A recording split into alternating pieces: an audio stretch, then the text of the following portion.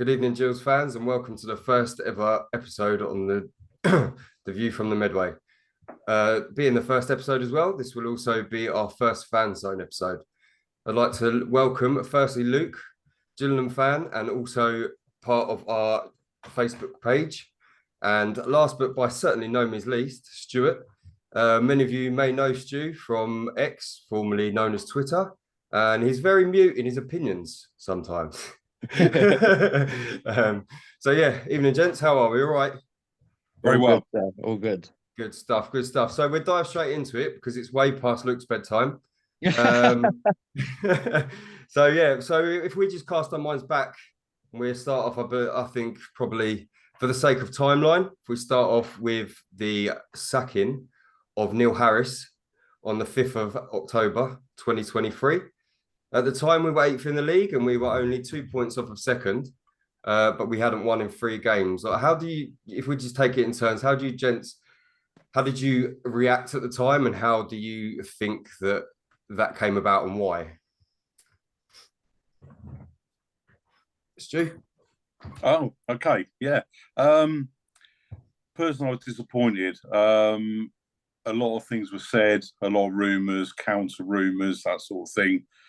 I think probably only the ones involved really know what went on. We've heard different things about the car being crashed with Bond. That was an issue. I heard that Harris tried to cover it up from the Gallinsons. Whether there's any truth in that, I don't know. Other people have pointed at Livermore, his behaviour at Crawley, that certain people at the club weren't happy with. And then Harris himself said that, it was a footballing decision made by Paul Scally. So I don't know whether Harris said that, whether, he was just trying to maybe wind up the fans by bringing Scally into it. But it's a tricky one. It was, I was surprised because I think Neil was very much part of the feel-good factor from the end of last season, the Como trip. And, we have the 1-0s at the start of the season. We did sort of come off the rails a little bit, and it was glossing over things. But yeah, I must admit, I was surprised at the time. I got to say, yeah. I mean, I think there was a lot made on social media in the build up to him being sacked. There was like, again, with our fan base, we're quite divided at times. I think that there was probably, I'd say, about 40% of the fan base. I mean, there is a stat out there, but I'm not a massive stat man. I'll leave that to the more experienced of people with that one. But yeah, I think it was quite divided. Myself, I was in shock when I saw the news and I saw that he'd been sacked. And we were 8th in the league, fair enough, but we were still within a massive shout. And I genuinely feel if he'd have stayed, then we would have been in the playoffs at least this season. What do you think, Luke? I'm basically just exactly the same as you guys. Like, it was very much a shock for me. Like you said, we were only 2 points off being right up there. Do you know what I mean? And yeah, for me, but the football was dire. The football was dire. But if anyone told me now, would you like to play dire football and get 3 points, then I'd take that. Yeah. So yeah. At the time, I was shocked, but I was kind of happy. Mm-hmm. But hindsight's a massive thing, isn't it? yeah. I think the thing is as well, you're not sort of building in maybe the Millwall factor because obviously, he's at Millwall now. That job came up. Maybe he was with us. Would he have taken it? I think probably he would have done. I reckon so. So you have got to build, but whatever. I'm sure Neil's laughing. I mean, he's got 2 promotions this season, and we've got none. So I'm sure. Oh yeah, he's loving life. he's absolutely loving life this season. I'm sure. Exactly. I think I find he kind of lucked up a little bit. He lucked up a little bit with that, didn't he? Because he went to Cambridge straight after us, and then they weren't doing amazingly, and then he's gone from being sacked in League 2, League 1. Then going back to the Championship, I think that was more the Millwall feel-good factor, though, because he was such a big part of Millwall's history. Yeah. He was kind of the one that was going to get the fans a bit yeah, we'll get behind him. We'll get behind because he's a legend. Do you know what I mean? It was kind of one of them. So it It's made sense. spiritual home for him, really, isn't it? Yeah, it made Yeah. sense. I mean, he was a Yeah. legend at their ground. Do you know what I mean? As a Yeah. player and as a manager. I mean, I think he just missed out on playoffs at one point in the championship with him, or he might have even got to the playoffs.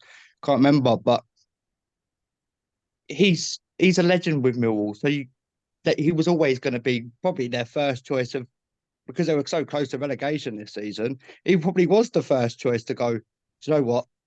But you're the one to get the fans behind you. You're the ones that probably going to get the players behind you because some of them players were still there when he left. Yeah. Yeah. Yeah, he's done I well. mean, I don't want to talk too much about Millwall because nobody likes to talk about No. Millwall, do they? But yeah, so he leaves, and we have Keith Millen for what seemed to be an age actually. Like, was it someone told me the other day it was like 5 or 6 weeks. We didn't necessarily set the world alight, did we? I think the biggest highlight in that time was it at Walsall when he tripped their player over? Well, I've made a couple of notes about Keithman. It was a little bit of a non-event. I think we beat MK Dons, didn't we? I was at the Walsall game, the 4-1 loss, and that was probably one of the low lights of the season, if you want to call it that. The only thing I'm giving him some plaudits for, he was in charge when we won 1-0 at Swindon in the night match, which was quite an Conor enjoyable Mahoney? evening. It was, It was yeah. Conor Mahoney, yeah.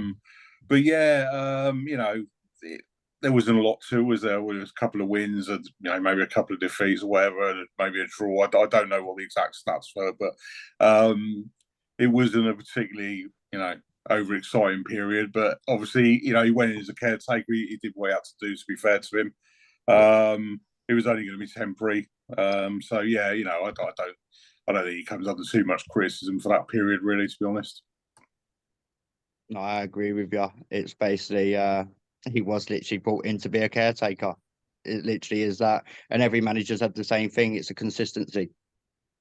We've literally all season had zero consistency. I think I could only think of one time that we won back to back, and I think that one of them was Salford, and I can't remember the other one off the top of my head. But consistency seems to be a massive thing, and he was never going to be the man to change that. Oh, we seem to have lost. Exactly. Yeah. Are you still there, Luke? I think your sound went there. Right, no, brilliant, mate. No worries. Yeah, no, it is a difficult one when you come in as a caretaker, isn't it? Especially when you know that you're not going to be the main man.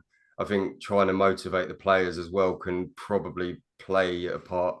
You think I'm going to go back to being a coach for the club. So have I really got the energy to implement my ideas to these players that I'm only going to be in charge of for a few weeks? So, I mean, I've met Keith on several occasions outside the ground. He's a really nice bloke, and he's very chatty. He comes across really well, and he's got bundles of experience. And I think at a club at League Two level, his experience is invaluable. I think also the players know that it's not like a new manager coming in and the players are thinking, we have up our game a bit here. They're obviously aware that he's only going to be around for a little while. So I didn't expect Keith to come in and all of a sudden we're going to have 4 or 5 straight wins. I don't think anyone really expected. It would have been nice, but yeah, of course, I don't think we were expecting that, were we? No. I think sorry. What I think as well with there was the factor with it where quite a few of the key players I found their form dropped off massively when Harris went. The likes of Malone, to some extent Connor Masterson for a bit. Luckily he picked it back up, and then we finished second in our top goal scorer chart. Like, it's absolutely mad, and he was only second behind Conor Mahoney. So, but yeah, I think they dropped off a little bit in that period. Oh, absolutely. I mean, there was a massive level of sulking, I think, in that squad. I think they put Marston out for the press conference just after Neil Harris had been sacked, and he looked absolutely shell-shocked. Obviously didn't want to be there. He looked absolutely gutted. And no doubt a lot of those players were gutted when he left. I think it showed for a while. Like you say, Marston got his form back, and well, he got Player of the Year, didn't he? So you can't say any more than that. But yeah, it was a very difficult period, and obviously a massive disruption. That's part of the reason we kind of ended up where we are. No doubt about that. Yeah. I just like to alliterate on that. Like literally, it was Masterson that went into that press conference, and he looked so dejected, and he didn't want to say anything. He really didn't want to say, we're upset about it. He didn't want to. He didn't want to put a downer on things, but you could see it. You could so see it in the face of him.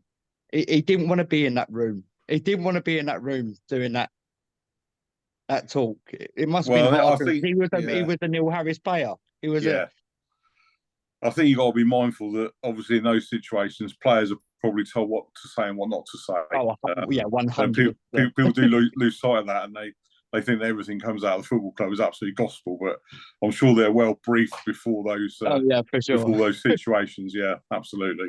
Yeah, but I mean, it's then it goes back. It's testament to what kind of manager and how the players loved and respected Neil Harris. The players are coming out. I mean, Connor Masterson. He's never really been a great. He's not a great lover of the press. He does interviews sometimes, and he just looks like he'd probably be anywhere else. I think that's just him as a personality. Because I think he's quite a private person. Yeah, he's probably a little bit shy. He's probably maybe a little bit shy, maybe a little bit quiet, like you say. I think probably stick someone like Timmy Deang in there. He kind of loves it, doesn't he? Especially his comments about the Brian Moore stand. That was funny. Why didn't you celebrate at the other end? Because there's no fans. Yeah, exactly. It's obviously suited to some players more than others. Yeah, no, 100%. So we go back to talking really about the length of time it took. Apparently, we interviewed 20 odd managers. I don't generally feel that Stephen Clemence was anywhere close to first choice to begin with, to be honest. What did you think when he was appointed? Because for me, I've watched him as a coach. He is an elite coach. There's no hiding that fact. But then coming in his first job, I found it was a little bit of I wouldn't say anticlimax, because that's the wrong word, but it was a shock, to be honest. It was just like, oh, okay, it's him. I mean, because personally, I'd never heard of Robbie Stockdale before. That's worrying. I'm like, who's this? I think the thing is with Stephen coming in, a lot of people were shocked. Hold my hands up. I wanted Brucey, so I wanted Steve Bruce back. At the time, I flogged that to death. 4 promotions. I think he would probably put the club on the map for all the dissenters out there. You need to look at it. A lot of things have been said, obviously, about Lindsay not wanting to pay the compensation to Crawley. A few other names are mentioned. So, it was a little bit of a surprise. And it did take an awful long time, which does make you think that maybe there were managers in there that, for whatever reason, didn't fancy it or didn't work out. What we've heard since then, obviously, Brad was very keen on the presentation that Stephen Clemence did. Robbie Stockdale, I mean, I know sort of obviously he played for Middlesbrough, he played for Tranmere. He managed for a little while at Rochdale as well. I know. I spoke to him actually when the club shop was open. Had a long chat with him. Very nice guy, actually, quite funny. Good with the fans. A lot different to Stephen. I think again, Stephen's quite private. I don't think he was a big fan of the press conference, and I know he's certainly in the early days took a lot of criticism over that. But it was a little bit of a surprise, when he was announced. But I think at the time, because I thought, okay, it is something a bit new. I think what was funny at the time was the worldwide search. Certainly with Scott Lindsay, because he lives in Upchurch, is about 6 miles away. So that and the worldwide search. I didn't hear any Pochettino's or didn't hear any of that, did we? So I don't know where that came from. But it was a surprise. But when he was appointed, I was fairly happy with it. I thought, let's get behind him. Yeah, I think that you kind of have to, don't you? I mean, there's appointments that you can make that you don't agree with, but you know that's the way the club are going. So you've got to get behind them. You need to give them time as well. I mean, we get onto that a bit later with regards to time because I know that, you know, I'm on the fence with quite a few things, whereas I think you two are very much in or out. So yeah, we'll get onto that a bit later. He did say in his conference, his press conference when he came in about changing the style of play. I do feel that he did that. Again, stats and stuff would probably prove that as well. But yeah, I felt again, like you said, Luke, it's that inconsistency all the time, regardless of who's manager. I mean, the highlights for me before Christmas were the Salford game at home, 1-1 at half time, and then we went on to score 3 goals. I think it was like for the first time in the season or something. So yeah, I think there was definitely improvement on that, but the consistency was still bad. I hate to be samey, but when he first took over, I was surprised myself. I definitely don't think he was first choice. There's no doubt in my mind he was first choice. But when his name was brought up, I was kind of excited because of the fact that he has coached in the Premier League under, I think it was Villa and Newcastle, under Brucey as well. You know, so I did have kind of high expectations, but also the thought of you are a new manager. We do need to kind of back you, but at the same time, the stats don't read too well. Yeah. I mean, what was like 10 or 11 wins in 32 games. But yeah, we'll get onto that a little bit later on. So we kind of stumble through to January. We then, at the time, I thought it was a terrible window. I don't know about you, gents. I thought it was a terrible No, I window. totally agree with you. It was a horrendous window. Yeah, I it mean, wasn't. yeah. It was a shocker. It was an absolute shocker. It was pretty bad. Obviously, yeah, you know, you've got to look at Hurtado, which was obviously a bit of an unknown. He came in, and I mean, you know, sadly, you know, he played, I think, a total of about 90 minutes, but I he would was have definitely absolutely, liked it to was have seen absolutely more of him. breathtaking, really. And I mean, it's if you think to the Swindon game where he ran and you know he walked round and got the penalty. I mean, I don't know what the crowd was that night, but I mean, it was 6,500. You know, in a few years' time when he's playing for Columbia, there'll be, you know, 15,000 saying they were there and saw it that night. You know, that's how good it was. And obviously, bringing in Hutton from Swindon was a good buy. I think he's definitely improved us. But you've got the frustration of Andrews being injured. You sign an injured player. And then obviously you're bringing in Walker from Burton, who's a winger, and he scored 1 goal. And obviously, you know, we all know what we were crying out for. And, you know, it was completely missed, which I found astounding, I must admit. And you know, just to rub the salt into the wound, you know, Bon, and I think it's fairly safe to say that Clemence didn't particularly like Bon. He never really wanted to play him. I think probably Clemens maybe likes the kind of player that's tucked up in bed at 9 o'clock, and I think Bond would be out in his car and doing a few wheel spins up the Rochester City estate or something. I don't know, but maybe it's a bit harsh. But and then obviously Tom Nichols goes as well to Mansfield. Yeah. So overall, it wasn't a great January, was it? In all honesty. No, again, it was an awful January. I think Hutton was kind of the bright shining light of the bunch. Josh Andrews, I mean, we didn't see enough of him because of the whole injury. I don't get why we even tried to sign a player that was injured, to be fair. Hurtado, I would have loved to have seen more.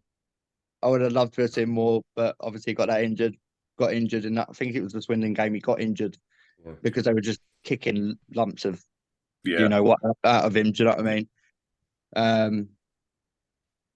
Yeah, it was a bad Walker. I don't even want to talk about Walker because what did he score 1 goal in the whole? Well, yeah, he got the goal in I think it was the away game at MK Dons, and he did kind of put himself about a little bit in that game. And I thought, well, you know, maybe he's okay, but the confidence all drained away from him, and I think, you know, he was in and out of the side, and yeah, it's not like we got a player in who'd got 10 goals somewhere, No, and we thought, oh, you know, he's going to add to us, but you know, we really it we was really literally the blew one up thing in we were it. praying for. It was literally the Yeah, one thing we were exactly. praying for. Yeah, we blew up in that window. There can be no argument about Yeah, I mean, for me, well, we brought Andrews in, but then I mean, we did kind of get some clarity at the fans forum when he was supposed to be a summer signing that we managed to get done early. So I can kind of understand that. But then to let, you know, I don't like to dig players out, but when you're getting rid of Nichols and Bon and you're keeping Ashley Nadson, you know you've got a few problems.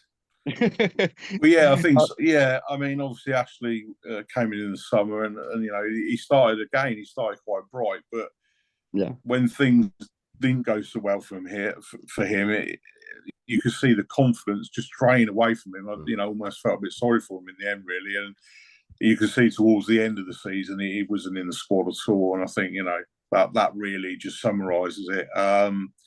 Didn't work out for him, and quite often it's about being in the right place at the right time. I mean, if you think back to Delican, he didn't have a very good time for us, but you know, he's a Doncaster and he's done very, very well. You know, how things can change for a player.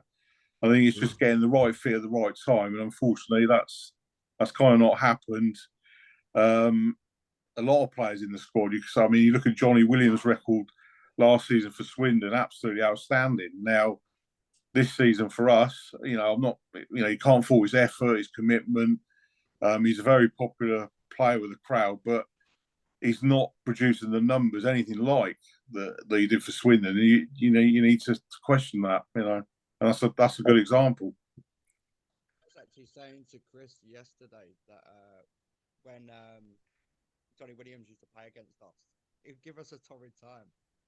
He'd constantly give us a torrid time, and he's come to us, and he's like you said, he gives you that heart and that passion, but his numbers ain't nowhere near what and when he was playing against us, it's just constantly. I hated him playing against us. I actually hated it, but since he's come to us, it's like people are not scared of him. And maybe it was just us that he wanted to get. I don't know. I think we might have lost a bit of sound with Luke there. Actually, I could barely hear him. I don't know whether he's. Oh, I think someone tried to ring me for a second, so I just had to. Can you all hear me now? Yeah, it's a little bit quieter, mate, but just about. Yeah, I can. I'm hearing you okay, but I'm not hearing Luke. Oh, it's gone. Is that better? I think you need some editing software. Yeah. No. We're live and we're gonna go uncensored on this one, so everyone can hear. But yeah, with regards to Johnny Williams, I do think that I think he struggles with maybe the midfield that we've got playing around him sometimes. I'm not, you know, I wouldn't slag the players off because I think they're all good individual players, but I think when you're trying to put that into an aspect of a middle four, I think sometimes he doesn't really know where he's supposed to be. Like he's chucked out on the left, or is he meant to be playing as number 10, or is he playing in the centre of the park? I think he just needs to find the consistent position for him to flourish in, because I find he's very much a confidence player. And when you're getting clattered the way that he does on a weekly basis, it's got to be a little bit demoralising. Yeah, sure. Yeah, I don't think there's any. You know, the fact that he missed probably Dom Jeffries being in the side, really, because obviously when Dom came back in on the left side, you know, I think we all realised how much we'd missed him. Really, I think that's probably could be said for, you know, a lot of the midfield players. He definitely, because we do lack that drive, don't we? We lack that drive moving forward. We're quite in some ways a very defensive midfield. If you look at players like Coleman, I know he's done really, really well, but if you look at Coleman, when he gets the ball, the first thing he's doing, he's looking behind him. He's looking to the side. He never drives on. He's quite defensive minded. I think that in itself, I don't know whether it's confidence, whether he's told to be like that, but that is definitely a massive factor in why we seem to fail to score enough goals, because we don't get enough goals from midfield. Yeah, I don't think we lack the pace in the midfield as well. Absolutely. Pace. We've got zero pace. There isn't no one that can kind of break that line for you, and I think that's probably why they tried to bring Hazard, though, because he probably had that bit of burst of pace that he could get behind, but he also had that creativity with him. Even though we didn't know much about him, you could kind of tell there was that kind of little bit of gifted side to him. But if you look at the wings, Johnny Williams ain't going to beat a man for pace. Mahoney, he probably gives you a little bit of pace, but then who else have you got on the wing that can break them lines? No one really. Malone ain't gonna be able to break them lines. He's far too slow. I love him to be far too slow. Romeo Hutton, yeah, he's got a bit of something about him. Do you know what I mean? But all he wants to do is, and it's the right thing to do, get the ball in the box and try and create chances, which is what you want from him. But I do feel like there is a lack of pace in the squad. Yeah, 100%. I mean, you can't get it. I'm still struggling a bit, actually. I can't hear Luke at all. I can just a little bit in the background. Very vague. Yeah, it's quite quiet, mate. Let's see if we can get him back. Right, can you hear me now, mate? Just about, mate. 1 sec. I'm just going to try and mute you and unmute you, see if that helps.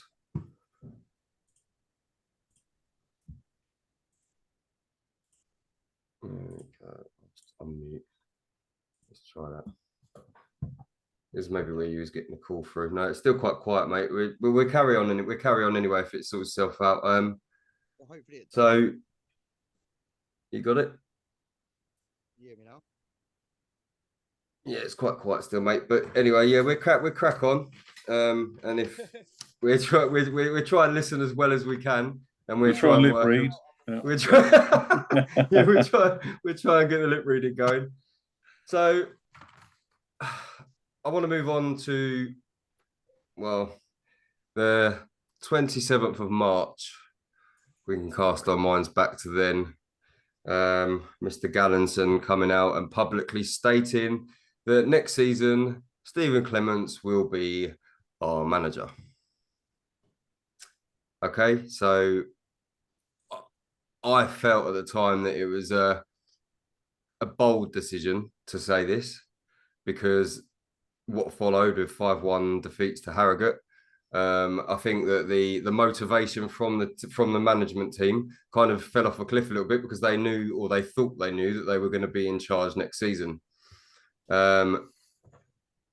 What were your thoughts when Brad came out and said this publicly? Do you want me to take this first? I've got to admit, I'm struggling to hear Chris now myself. Oh, this is going well. Yeah. So yeah, Luke, if you go first on this one, mate, we'll see if we can lip read. What was the question? Sorry. Okay, so what did you think about the public backing on the 27th of March when Brad came out and said that Stephen Clemence will be manager of the club next season, regardless? I just took it on the chin. I just thought, right, if that's gonna be the case, then we have to back him. I wanted him out. Don't get me wrong, I was very surprised when he did get out.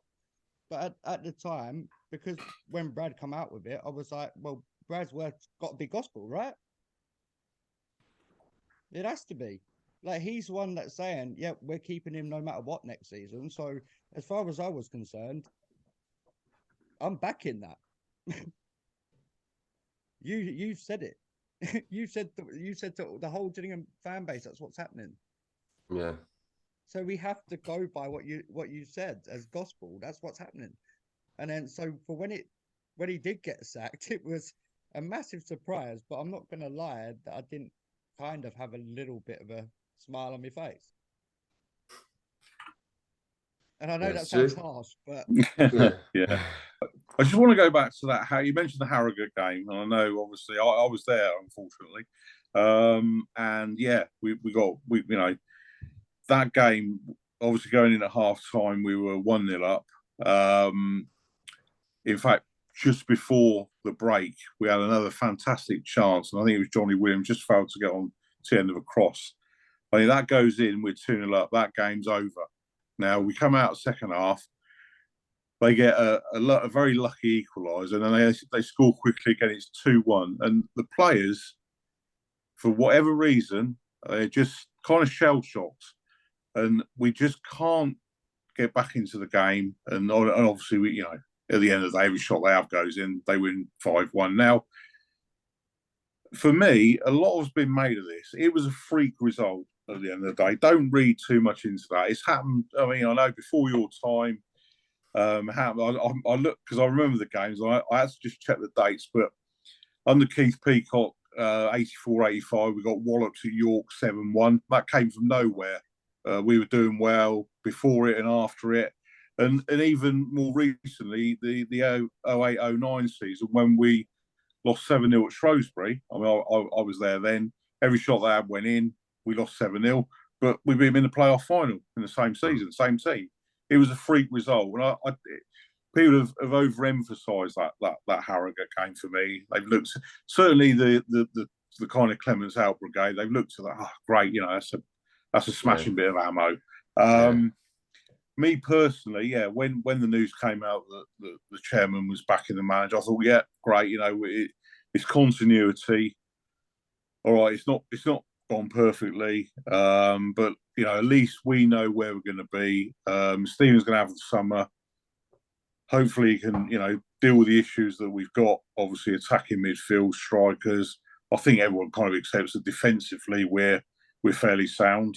And it's no sort of mistake really to say that if you look at the three teams that have been promoted from the division this season, the word continuity comes up again, because in the top 7 longest serving EFL managers, you've got Clough, Challoner, and the Wrexham, the guy at Wrexham. They're all in that top 7. So they're clubs that have stuck with their managers over a longer term and have reaped the rewards. And obviously, it seems now that, you know, we're kind of not in that camp. We're hiring and firing. It's a worry for me, I must admit. You know, a lot's been said again about we had to do it now because, you know, what would happen if we get to October, November and we're not doing very well, etc., etc. But the question I would put forward now is we get a new manager next week, and come November the 5th, you know, we're 15th, 16th in the table and it's not going very well. Is it going to be the 3rd manager in just over a year? Yeah. I mean, I kind of agree with what you say there, Stu. I mean, I think you mentioned it on the ME7 podcast about you feel like you're at Vicarage Road a little bit. I did say that. I didn't want to be at Vicarage Road, but yeah, I did feel it like that. Yeah. No, I completely get it. I completely understand. I mean, like I say, I'm on the fence with it all still. I think the wording of when it was publicly backed, if they had said, you know, obviously they're not going to come out and say no, he's not going to be the manager, we're going to sack him, but the language used for me doesn't sit well to then go back on. I think I saw something recently. I think it was Jack with Jill said it's not a good look, and I think he summed it up perfectly there. It isn't a good look because immediately in your mind you start to think back of times before with the previous ownership where, you know, the PR of the club, the stuff coming out, you know, different bits and pieces wasn't great. And I think certainly when the Gallagher's first came in and, you know, we started to think, you know, oh, this is great. You know, they're very open. They're very honest. I'm not saying they're not, but I think that particular one was a bad one. Yeah, Luke, what do you think, mate? No, exactly the same. It was not a good look. It was not a good look. You literally can't turn around and say, "Oh, we're backing the manager," and then just be next thing backing on it, backtracking on it because it does make us sound like a Watford. It does. So I mean, and we're not close to that at the moment, but we don't want to be that. So I mean, but when you kind of put that fault in the minds, like Stuart just said, we don't want to come in October, November, just because we're having a bad start to this.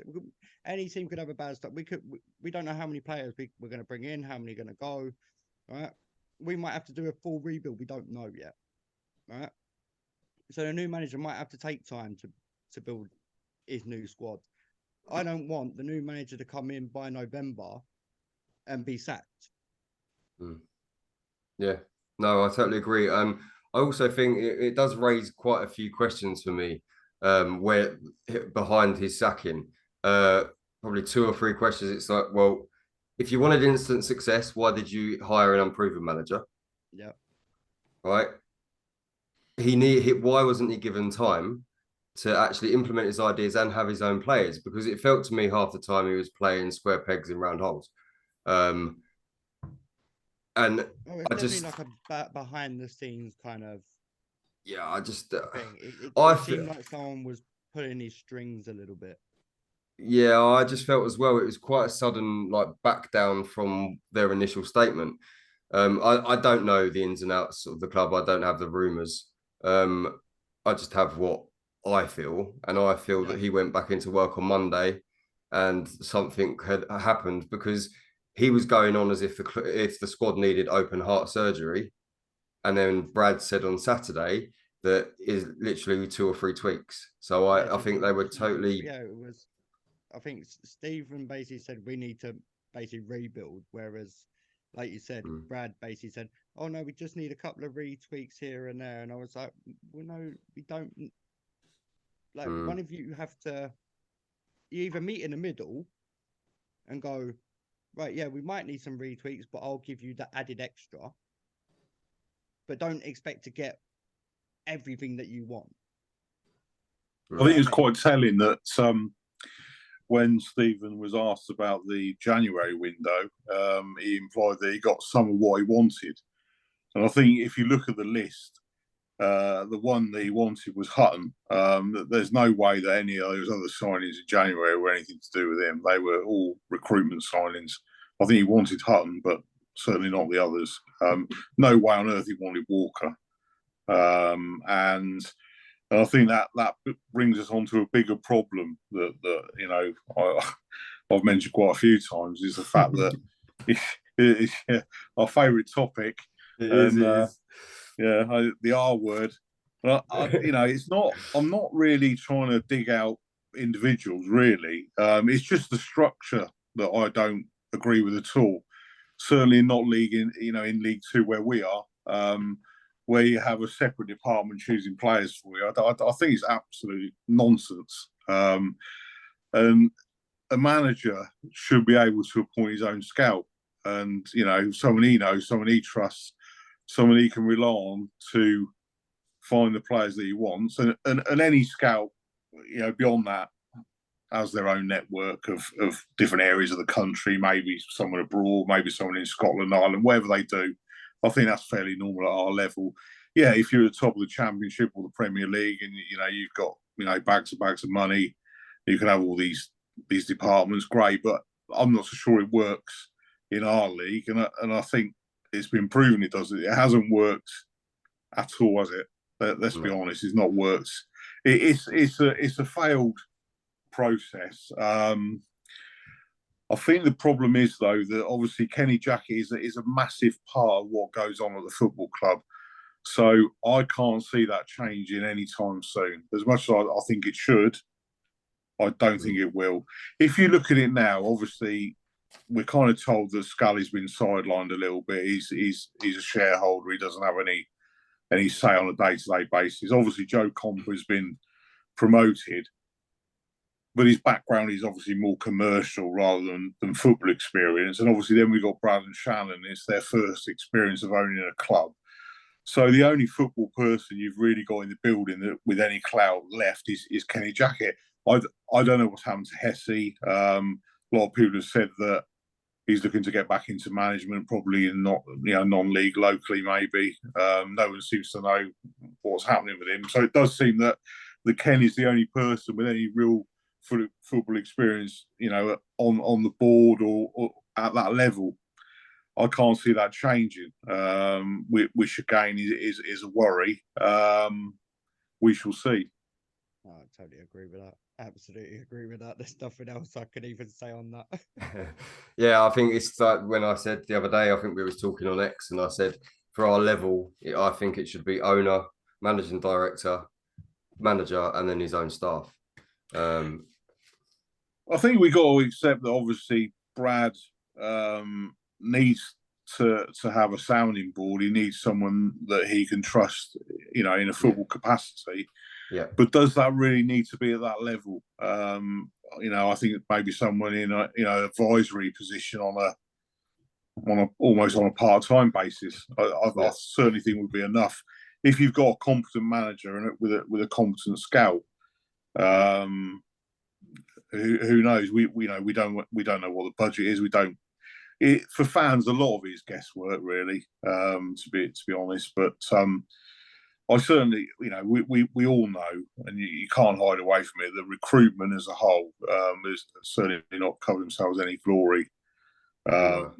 Since I mean, yeah, in the first window, great. We went out on a spending spree, and we did the job that we needed to do to stay in the league. It was exactly that. And apparently, we spent a lot of money. There's some great contracts, I think. From what I've heard, I mean, some of those signings, I think Mansfield were on a bit of a retainer, because if we did stay in the league, which we did, I think they got some sort of extra, like an extra Brucey bonus for it. So for Hawkins and Lapsley. Yeah. So I think there was some nice contracts at that point. No, I reckon so as well. I reckon there was definitely, there had to be, because let's face it, we were facing National League. We were facing that. Do you know what I mean? We weren't scoring. We couldn't defend. There was nothing going right. There was literally nothing going right. So there had to be some sort of Brucey bonus in there. And no one complained in that window when we signed 10 players, did they? Let's be honest. It was like Christmas all over again, wasn't it? Really. I would have taken any one of them all over again. To be fair. Yeah. Well, I think the point with the recruitment, obviously, and I did do a little poll on this recently about would people prefer a traditional manager to a coach, and 90% said they would prefer a traditional manager. I certainly am definitely in that camp. Someone who's running the show, not being a puppet of another department, really. I'm the same. I want a traditional manager that. Yeah. He's the puppet master, not the puppet. Yeah, 100%. I think as well, you're not going to get managers with experience that want to come in with someone looking over their shoulders all the time. Dead right. Absolutely. So, it's a no-brainer. It's an absolute no-brainer for me. I kind of agree with everything that's just been said there for both parties, to be honest, which leads us nicely into the too many Chiefs, not enough Indians was what I actually had written down for the way that things are run at the moment. But it brings us in nicely into our new manager. Who and why would you want this manager? And I know what Stuart's going to say. Who are you going to talk about? Sorry? What manager are you talking about? The Spanish one? So it's funny, there's obviously a lot of names get touted about. At the football club, we do seem to have these buzzwords, and obviously one of the favourite ones is the new direction, this sort of thing. So we get the same old names crop up, and I know obviously at the moment that everyone is talking about the bread man, Mr. Warburton. There's quite a lot of bread jokes going around. Obviously, everyone's talking about Gareth Ainsworth, and to be fair, there's good arguments for both those managers. If you look at the stats, certainly with Warburton, his stats are dressed up a little bit, because obviously when he was at Rangers, his win percentage was massive. But you know, when they're playing St Mirren and Kilmarnock every week, you kind of expect that, don't you? To be fair, the situation with Ainsworth is a little bit different. He did really, really well at Wickham, and everyone knows that because it was over a very extended period of time. There's no argument there. You know, if you disagree with that, you're a fool. But my only fear with Ainsworth is the QPR one, because when he went into QPR, he kind of said, you know, this is my home, this is my club. It didn't go well for him, as we know. And has he been scarred by that? That's my only concern. But I think whoever you put in as a manager now, there's no guarantees, is there? We can't sit here and say, look, Warburton's got X, Y, Z. He's been around forever. He's managed some great clubs, which he has. He's done well at Brentford. You know, he's done most of his club. He's done really well at. The other thing about Warburton is the fact that when he was at Brentford, I think there was a kind of structural change within the club there, which he wasn't happy about, which kind of seems similar to what we've got at Gillingham. So how will that sit with Kenny? I don't know. Will he want to take instructions from Kenny? Will he want Kenny picking, you know, the players for him? I don't kind of see that working. It's almost, and someone else mentioned the other day that the Warburton's kind of a director of football type of man, similar to what Kenny Jackett is. So yeah, there is questions. I know another name that came up was this Bonner at Cambridge. That was another name that came up. There's a few in there, but who knows? I mean, you know, Brad Gallinson might surprise us. Now, just going back to the new direction, and obviously you're going to give me some grief over this. Obviously, I can take it on the chin. My choice would be a guy called Cristobal Perallo. He's the manager of Racing Club Ferrol in the Spanish second division. He's got very, very experienced manager. His win rate is over 50%. He's been there 3 years. The club, that club, I would say, are probably, if you put them in England, they would be a League One club. So they're probably a little bit better than we are. But he's been there 3 years. He's out of contract in the summer. He's taken that club as far as he can. They're not the next stage for them would be La Liga. You know, they sold their best player in January. They've dropped off a bit. They were close to the playoffs, and I think that if he stays there, they'll bump along again next season. They're not going anywhere quickly. He's very well respected in the game there. He's got some great contacts. People like Pochettino, Koeman, the Dutch guy. He played for Barcelona and Paris Saint-Germain as well. As I say, he's very experienced, 56 years old, technically extremely sound, similar to Marcelo Bielsa. And, you know, if you want excitement, you know, ask any Leeds fan what they thought of Bielsa. Yeah. And the thing is, this manager, you know, this is a sort of thing that we could, as a football club, achieve. If we wanted to get this type of manager in, we could do it. But the problem is, and this is historical, we do think like a small club.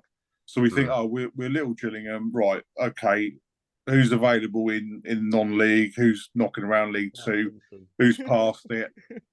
We don't aim high enough for me. And I'm telling you now, this guy would take us route one to the Championship. There you go. I've told you. Yeah, absolutely. He's good, very good. So very do you not? good. So you say he's a bit like Bielsa. Yeah. Does that? Because I always think Bielsa's very like he sacrifices defense for attack quite a lot. Is he like that? Yeah. To a degree, but I think tactically he sets himself up for the opposition really, rather than. I think you've got to look at where Leeds were and, you know, what sort of players they had when they were taking the odd Tonkin here and there. And, you know, a lot of Leeds fans now, I would suggest to you that they'd be quite happy to have him back. But obviously he's not Bielsa, but his style is similar. And, you know, this is what, you know, you talk about new directions, this would be a new direction, you know, and I would, it'll never happen, but that's my, that's my candidate. Right. I've Okay. told So Joe. what? I've told Joe Comper, so he knows. So Oh, right. I was going to it's say all I'm over. going to. It's all over to Joe. It's all his fault. I'll tag when we put the video on. I'll tag Brad Gallinson in it. Be like, "Are you listening?" Yeah, exactly. Yeah, exactly. Who would you have, Luke, if you was to have a manager come in now? I mean, in an ideal world, Jurgen Klopp's a free agent. So, in all in all seriousness, Gary Ainsworth is certainly someone that I had in mind. I don't think the Crystal Palace, the QPR thing will affect him too much. I think he's quite resilient in that kind of way. Again, Mark Warburton, as long as he brings the fill into that bread, I'm more than happy to have him become manager. I think he's probably up there as one of my highest kind of I want. When his name come out, I was like, I want him. Steve Cotterill was another one I kind of was pushing for. I feel he had a bit of a rough time at Forest Green, but I think everyone kind of had a bit of a rough time at Forest Green.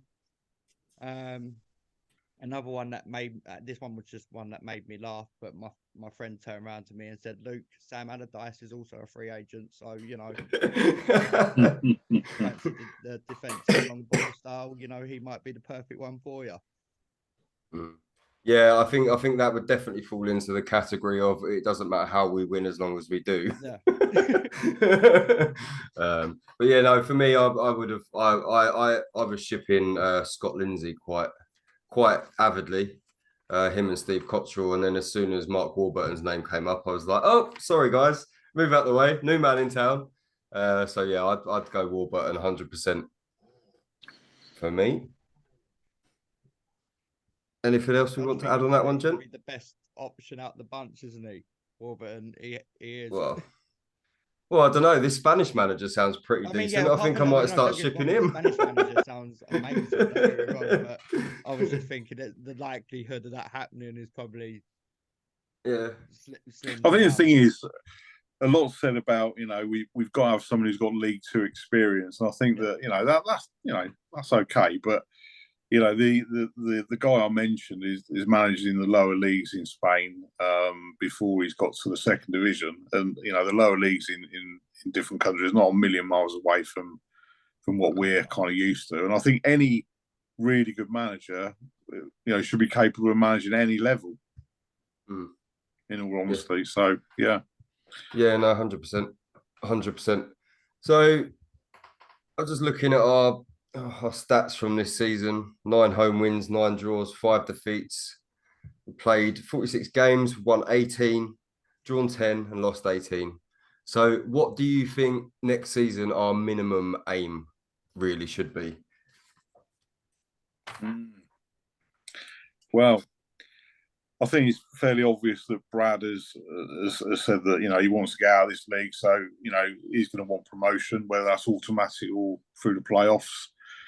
He's got a very, very big decision to make in the coming days, or perhaps next week, about manager, and that's going to be really, really tough. Because he's made a bold one with Stephen Clemence, so it's going to be a very interesting time. Very interesting time. I'd like to think that we could get promoted this season, but again, I said that repeat myself, with the current structure in place, I'm not sure that's going to work. And I think my biggest fear is we're going to get into the autumn in a similar situation, and then if we find ourselves needing to get rid of another manager, we are literally going to be a laughing stock. Yeah, I think it's very much it's an important appointment, this next one. Absolutely. If they get this one wrong, then I think the fan base is going to start, getting on their back a little bit. I mean, we give you the one, fair enough. I'm on the fence with it. I didn't, whether he stayed or went. I was kind of like, okay, I can get both sides of it. But going back on his word doesn't sit right with me, but I'll get over it. I think we could give him a free pass here, because then you could look at it in the respect of, okay, well, him sacking Clemence is him saying he got it wrong. So fair, hands up, fair enough. But I think that, the next one, if it doesn't go well and we don't get promoted, I think then people are going to start asking some serious questions. I actually asked my dad this question this morning. I said, look, I'm talking to the lads about Gillingham later. I said, what do you think next season? All he said was promotion. That was all he said. No Yeah. other words, just promotion. And I kind of agree with him. But I am also, like Stuart said, worried. I don't want it to come to later on in the season, and because of the structure of the club, that we're no better off than we were. Well, the season's just gone now. I hate to do it, but you look at the season before that, though. We were National League, so we have taken some sort of progression, but like Brad said, we want to get out this league, and I want out this league. I don't care how we do it. I don't care if we get the top three. I don't care if we do it through the playoffs. As long as we do it, even if it's the most ugliest style of football, rough, tumble, I don't care. Let's get promotion. Let's get promotion. Yeah. And the fans need to really get behind the boys next year. Like they did this year. 100%. We really got behind them. But let's go again. Let's go again. I do find that I think this season we've been the fan base has been divided. I think that you've got certain elements of the fan base that are very, supportive and singing, chanting, and it's brilliant. Our away support has been absolutely phenomenal. I do think that we can be, as a fan base, myself included, we can be quite fickle at times. Yep. And we don't necessarily, we're quicker to get on people's backs than to support them. But I genuinely feel that there needs to be top three finish. I think it's got to be the minimum we ask for. It'd be nice, wouldn't it? Yeah. Yeah, if we won the league, then that's even better, But you know what I mean? That's what we want. That's really what we want. Do you know what I mean? We want to be holding that trophy at the end of the season. Yeah. But there's no pressure. We do it. yeah, no pressure on it at all. Just get out this league, please. Yeah, let's please do it. now. Yeah, it's a bit of a wild west, isn't it? League Two. I find it's a bit, a weird one. You can go up and beat Wrexham 1-0, and then you can go and lose to be we fair, haven't. That's the Gillingham way all the time. Yeah. Like we always seem to manage to do well against the bigger boys, but when it comes to the teams really struggling, look at Forest Green. I mean, they were shocking, and we couldn't even beat them. Yeah, it was on my birthday, the home game. Run before they played us as well. Yeah, it was my birthday on the home game, that one. On the table at that point. But yeah, we go and beat Wrexham, who I think where did they come second in the end? Beat Stockport in the beginning of the season. That's what it's like being a Gills fan, isn't it? It's like highs and lows all the time. Yeah. It literally is. Yeah. But when you expect the highs, you get the lows, and when you expect the lows, you get the highs. Yeah. Right then, gents, so to finish it off, obviously we've had the Player of the Year awards already, so we know who our Player of the Year is. Who would be your top three if you were picking now? Well, for the Player of the Year? Yeah. Well, I voted Aimer for my Player of the Year, actually. I think I'll put Coleman second and Masterson third. Right. Luke? Yeah, I would have gone Masterson first. Probably Shadrach OG second, and then Coleman third for me. Yeah. No, so I went third, Max Clark, purely because he's fought his way back into the team. And then I was Masterson second, and then Ogie first. So yeah, that would have been mine. All right then, gents. Is there anything else you'd like to speak about before we disconnect this call? Just want to say, no, I think we're done. We're good. Congratulations to Barrow as well. Congratulations to Barrow. Yeah, should be a good little derby next year. Oh, Bromley. Oh, sorry, yeah, that's the one. Barrow. So it's not like it's probably the furthest away game we can get to go to Barrow, isn't it? Sorry, any Bromley fans that are listening. I mean, you guys. It'd be good to, for a little local derby and that in Bromley. So, congratulations to them and up the Gills. Yeah, up the Gills. I can't thank you both enough. Like, I really appreciate you both coming on tonight. Obviously, I'm going to be planning to do this on a regular basis. So if either of you are about, you're more than welcome to do it. Obviously, a few glitches tonight, but we will get there eventually. Just get the editing suite out. You'll be all right. Yeah. I'll sort it all out. I'll sort all the technical difficulties out. That's it, mate. That's it. Right. And for everyone else who is still watching at this point, please don't forget to like and subscribe. Thank you very much, and up the Jills. Up the Jills.